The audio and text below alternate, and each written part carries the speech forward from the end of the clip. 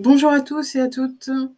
Alors, pour ce matin, une petite vidéo pour vous expliquer comment effectuer les mises à jour de votre WordPress. Ce sont des questions qui reviennent très souvent, les mises à jour, les sauvegardes également qui vont avec. Alors, au niveau des mises à jour, donc lorsque vous arrivez sur votre tableau de bord, vous avez un onglet juste en dessous qui s'appelle Mise à jour. Et là, en l'occurrence, il nous indique qu'on en a 6. Alors, avant de faire toute mise à jour, pensez à faire une sauvegarde. Je vous ferai une petite vidéo pour expliquer comment paramétrer Updraft Plus et effectuer des sauvegardes. Vous avez 3 types de mises à jour sur votre site. Vous avez WordPress. Donc là, on voit que la dernière mise à jour a été faite, donc c'est OK. On a des extensions. Là, on en a 5. Et on a le thème. Au niveau des mises à jour, des extensions de WordPress et des thèmes, ça fonctionne globalement de la même manière. Vous avez en général 3 chiffres. Donc là, on a le 2.0.0. Si c'est le dernier chiffre qui change, ça veut dire que c'est une mise à jour mineure. Donc une mise à jour qui normalement a peu d'impact sur votre site internet. Si c'est le deuxième chiffre qui change le chiffre du milieu, c'est une mise à jour plus importante. Donc là déjà, il faut prendre des précautions. Et si c'est le premier chiffre, c'est encore plus important. Là, par exemple, pour cette extension-là, on passe de la version 2.0.0 à la version 2.1.0. C'est-à-dire que c'est le chiffre du milieu qui change. Ça veut dire que c'est quand même une mise à jour qui est importante. Autre point à vérifier, la compatibilité avec votre version de WordPress. Normalement, vous êtes sur la version 6.2, la dernière version, à la date d'aujourd'hui. Là, l'éditeur, le créateur de l'extension, indique que la mise à jour, normalement, est compatible avec la version WordPress du site de ce client-là. Dernier point que je vais vérifier, c'est les détails pour voir quand a été proposée cette mise à jour. Donc je clique sur afficher les détails et ça va m'indiquer ici, dernière mise à jour, il y a une semaine. Évitez de faire des mises à jour qui datent d'il y a quelques heures seulement. Préférez plutôt des mises à jour d'une journée ou de 2 journées. Voilà, auparavant. Ça vous évitera de tomber sur des bugs importants au niveau des extensions ou du thème ou du site. Voilà.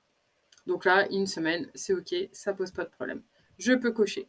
Je vérifie la deuxième, duplicate page, 4.5.1, ça passe à la 4.5.2, c'est une mise à jour mineure.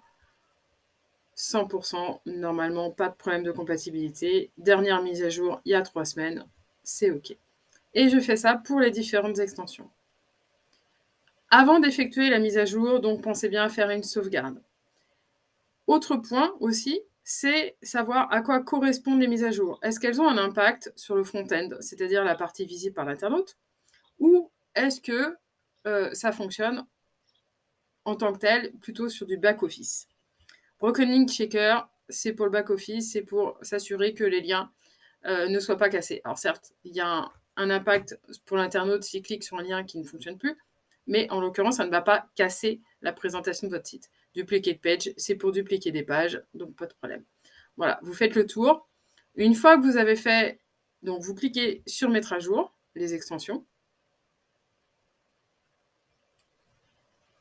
Vous attendez que la page se recharge.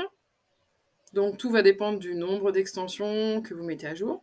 Vous vérifiez que ici, tout soit bien passé, que ce soit en vert. OK.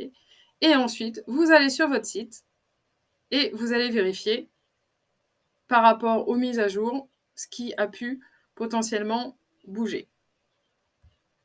Donc ça, c'est pour les extensions. Je ferai les autres après. Là, c'est vraiment pour vous montrer ce qu'il faut vérifier au niveau avant de faire une mise à jour. Mise à jour du thème. On passe de la version 4.20.4 à la version 4.21.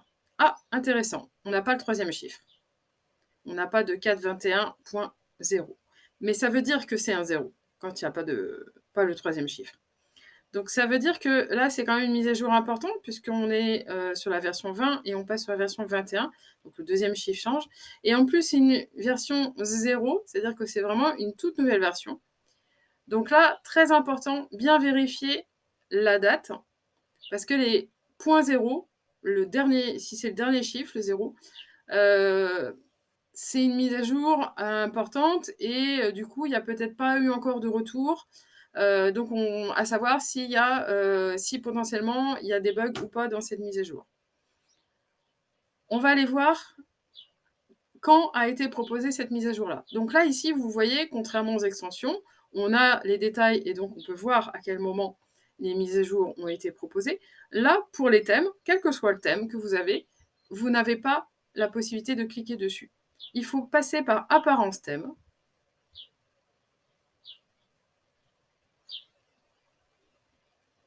Voilà. Et ici, vous allez avoir affiché les détails de la version 4.21.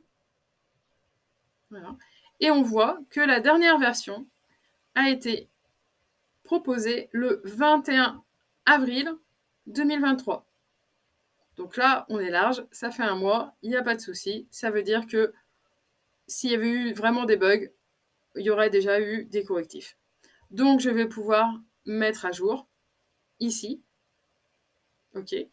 Et une fois que j'ai fait la mise à jour, je vais vérifier mon site internet. Ça, c'est impératif. L'éditeur de thème, en plus, ça c'est Divi, donc c'est un éditeur de thème et en plus un constructeur de page. Enfin, c'est un thème plus un constructeur de page. Mais même si c'est juste un thème et que vous avez un autre constructeur de page, style Elementor, allez quand même vérifier votre site internet. Par expérience, ça peut casser la présentation de votre site. OK? Donc faites très attention à ça. Vérifiez bien après, en tant qu'internaute, que ça fonctionne. Et ensuite, vous pouvez refaire une sauvegarde, ce qui vous permet d'éviter tout problème en cas de mise à jour automatique de WordPress ou autre.